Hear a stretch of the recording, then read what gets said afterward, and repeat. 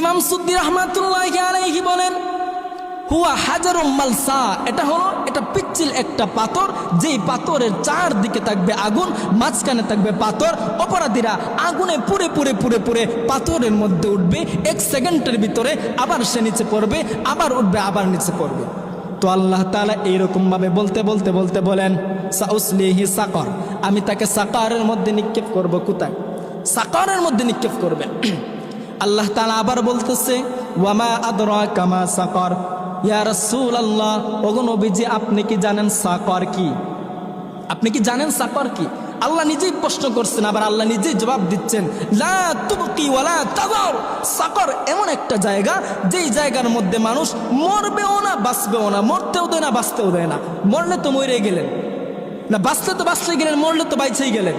আল্লাহ বলেন তোমাকে মরতেও দিব না বাঁচতেও দিব না, সেটা হলো সাকর।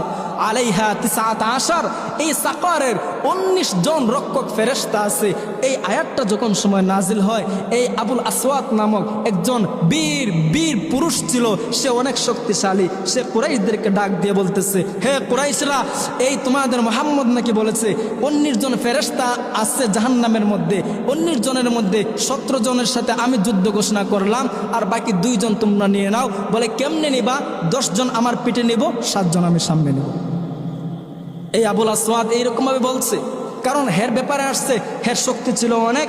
একটা গরুর চামড়ার উপরে তাকে রাইকা চতুর্দিক থেকে 100, 500, 1000 লোক যদি টান দিয়ে ধরতো, তাহলে সঙ্গে সঙ্গে চামড়াগুলা ছিঁড়া মানুষের হাতে চইলা যাইতো, কিন্তু তার পায়ের নিচে যে অংশটুকু আছে এটা কেউ নিতে পারতো না।